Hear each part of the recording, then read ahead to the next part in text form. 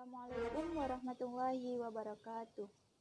Saya Seri Wulandari dengan nomor NIM 203180230 dari kelas PGMIG jurusan Pendidikan Guru Madrasah Ibtidaiyah Fakultas Tarbiyah dan Ilmu Keguruan IAIN Ponorogo. Baiklah, saya akan mempresentasikan proposal kuantitatif saya dengan judul Efektivitas pembelajaran daring menggunakan media online selama pandemi COVID-19 pada mata pelajaran matematika.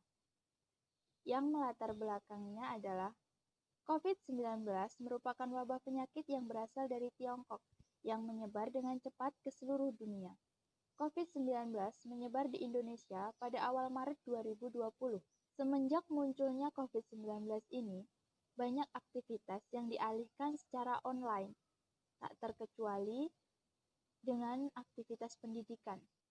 Para pendidik menggunakan aplikasi Google Classroom, e-learning, Zoom, Google Meet, dan lain-lain. Dengan siswa dapat untuk menghadapi kendala mendadak seperti pandemi COVID-19 yang menggemparkan seluruh dunia, sehingga menyebarkan seluruh aktivitas manusia dibatasi. Adapun kelebihan dalam melakukan pembelajaran online, salah satunya adalah meningkatkan kadar interaksi antar siswa dengan guru. Pembelajaran dapat dilakukan di mana saja dan kapan saja, menjangkau peserta didik dalam cakupan yang luas, dan mempermudah penyempurnaan dan penyimpanan materi pembelajaran. Kutip Siahan 2002 dalam Waryanto 2006. Model pembelajaran ini memanfaatkan teknologi, terutama dalam membantu guru dan siswa dalam kegiatan pengelolaan kegiatan pembelajaran. Kutip Basori 2017. Pesan masalah yang saya ambil di sini adalah, apakah pembelajaran daring menggunakan media online selama pandemi COVID-19 pada mata pelajaran matematika dapat berjalan secara efektif? Tujuan dari penelitian ini adalah berdasarkan masalah yang telah ditentukan, penelitian ini bertujuan untuk mengetahui apakah penggunaan media online selama pandemi COVID-19 sebagai pembelajaran daring pada mata pelajaran matematika ini dapat berjalan dengan efektif. Manfaat yang dapat diambil dari penelitian ini adalah diharapkan mampu memberikan informasi kepada orang tua, khususnya para pendidik dalam rangka memperhatikan proses kegiatan belajar mengajar di masa pandemi COVID-19, agar berjalan sesuai dengan apa yang diharapkan dan nantinya mencapai tujuan yang diinginkan oleh para orang tua, guru, dan juga bagi bangsa Indonesia khususnya. Kajian teori yang pertama, efektivitas pembelajaran. Efektivitas pembelajaran adalah ukuran keberhasilan dari suatu proses interaksi antar siswa maupun dengan guru dalam situasi edukatif untuk mencapai tujuan pembelajaran. Efektivitas pembelajaran dapat dilihat dari efektivitas siswa selama pembelajaran berlangsung, respon siswa terhadap pembelajaran dan penguasaan konsep siswa. Untuk mencapai suatu konsep pembelajaran yang efektif dan efisien, perlu adanya hubungan timbal balik antara siswa dan guru untuk mencapai suatu tujuan secara bersama. Selain itu, juga harus disesuaikan dengan kondisi lingkungan sekolah, sarana dan prasarana serta media pembelajaran yang dibutuhkan untuk membantu tercapainya seluruh aspek perkembangan siswa. Orang-orang yang harus berperan di dalamnya adalah terutama guru, orang tua, dan masyarakat. Yang kedua, pembelajaran daring. Pembelajaran daring merupakan pembelajaran yang menggunakan jaringan internet dengan aksesibilitas, konektivitas, dan kemampuan untuk memunculkan berbagai jenis interaksi pembelajaran. Penelitian yang dilakukan oleh Zhang et al. 2004 menunjukkan bahwa penggunaan internet dan teknologi multimedia mampu merombak cara penyampaian pengetahuan dan dapat menjadi alternatif pembelajaran yang dilaksanakan dalam kelas tradisional. Pembelajaran daring adalah pembelajaran yang mampu mempertemukan siswa dan guru untuk melaksanakan interaksi pembelajaran dengan bantuan internet. Kutip Kuantarto E. 2007.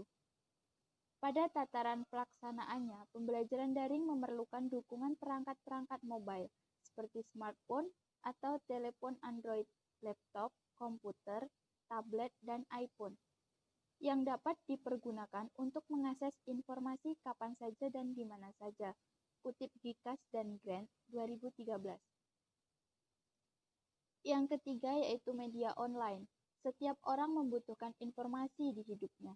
Karena dengan informasi, seseorang dapat mengetahui segala sesuatu yang terjadi di dunia ini.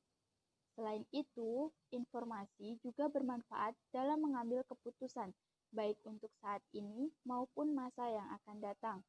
Untuk mendapatkan informasi tersebut, maka masyarakat membutuhkan media massa seperti surat kabar, televisi, radio, dan media online yang tentunya menyajikan informasi yang dibutuhkan tersebut.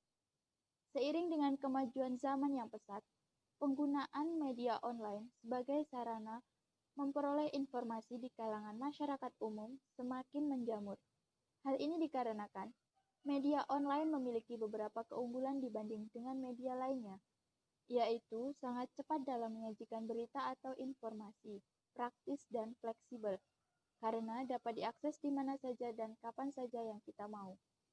Orang-orang mulai intensif menggunakan jaringan internet karena sebagai media internet mampu memberikan informasi dalam skala besar dan dalam waktu yang sangat cepat. Yang selanjutnya yaitu COVID-19. Di awal tahun 2020, digemparkan dengan merambatnya virus baru, yaitu coronavirus jenis baru SARS-CoV-2, dan penyakitnya disebut coronavirus disease 2019 atau yang biasa kita sebut dengan COVID-19. Diketahui asal mula virus ini berasal dari Wuhan, Tiongkok. Ditemukan pada akhir Desember tahun 2019. Virus yang merupakan RNA strain tunggal positif ini menginfeksi saluran pernafasan. Penegaan diagnosis dimulai dari gejala umum berupa demam, batuk, dan sulit bernafas, hingga adanya kontak erat dengan negara-negara yang sudah terinfeksi. Pengambilan swab tenggorokan dan saluran napas menjadi dasar penegaan diagnosis coronavirus disease. Penata laksanaan berupa isolasi harus dilakukan untuk mencegah penyebaran lebih lanjut. Timbulnya COVID-19 ini berdampak bagi sejumlah kegiatan dalam sebuah negara seperti perekonomian, pendidikan, dan lain-lain. Khususnya pendidikan, banyak negara memutuskan menutup sekolah perguruan tinggi maupun universitas termasuk Indonesia. Krisis benar-benar datang tiba-tiba.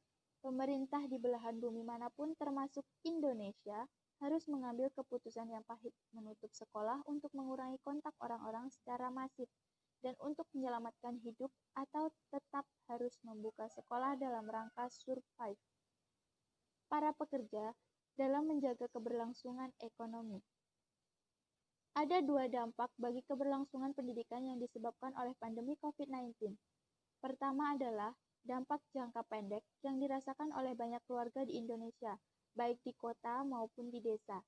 Di Indonesia, banyak keluarga yang kurang familiar melakukan sekolah di rumah. Bersekolah di rumah bagi keluarga Indonesia adalah kejutan besar khususnya bagi produktivitas orang tua yang biasanya sibuk dengan pekerjaannya di luar rumah. Begitu juga dengan problem psikologis anak-anak, peserta didik yang terbiasa belajar bertatap muka langsung dengan guru-guru. Seluruh elemen pendidikan secara kehidupan sosial terpapar atau sakit karena COVID-19. Pelaksanaan pengajaran berlangsung dengan cara online. Proses ini berjalan pada skala yang belum pernah terukur dan teruji sebab belum pernah terjadi sebelumnya. Tak pelak di desa-desa terpencil yang penduduk usia sekolah yang sangat padat menjadi serba kebingungan. Sebab infrastruktur informasi teknologi sangat terbatas. Penilaian siswa bergerak online dan banyak trial and error. Dengan sistem yang tidak, malah banyak penilaian yang banyak dibatalkan.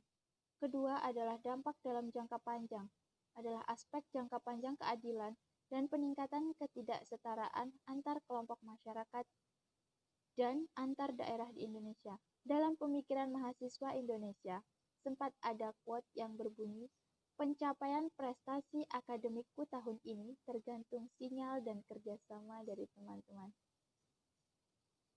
Yang terakhir yaitu penjelasan tentang mata pelajaran matematika. Matematika adalah suatu bidang ilmu yang mengglobal. Ia hidup di alam tanpa batas. Tak ada negara yang menolak kehadirannya, dan tak ada agama yang melarang untuk mempelajarinya. Ia tidak mau berpolitik dan tidak mau pula berpolitisasikan. Eksistensinya di dunia sangat dibutuhkan, dan kehidupannya terus berkembang sejalan dengan tuntunan kebutuhan umat manusia. Karena tidak ada kegiatan atau tingkah laku manusia yang terlepas dari matematika. Setiap harinya, kita selalu berhitung, bukan? Matematika telah menjadi ratu sekaligus pelayan bagi ilmu yang lain. Matematika disebut ratu, karena dalam perkembangannya matematika tidak pernah tergantung kepada ilmu lain. Namun, matematika selalu memberikan pelayanan kepada berbagai cabang ilmu pengetahuan untuk mengembangkan diri, baik dalam bentuk teori, terlebih dalam aplikasinya. Banyak aplikasi dalam berbagai disiplin ilmu menggunakan matematika terutama dalam aspek penalarannya. Oleh sebab itu, kedewasaan suatu ilmu ditentukan oleh ada tidaknya ilmu tersebut menggunakan matematika dalam pola pikir maupun pengembangan aplikasinya. Tapi, walaupun matematika disebut sebagai ratunya ilmu, masih banyak anak-anak sekarang yang kurang menyukai pembelajaran matematika. Seharusnya guru-guru lebih meningkatkan metode yang mereka gunakan agar anak-anak tersebut dapat lebih menyukai pelajaran matematika. Demikian presentasi proposal dari saya. Apabila ada kurang lebihnya, saya mohon maaf yang sebesar-besarnya. Akhiru kalam wabillahi taufiq wal hidayah. Wassalamualaikum warahmatullahi wabarakatuh.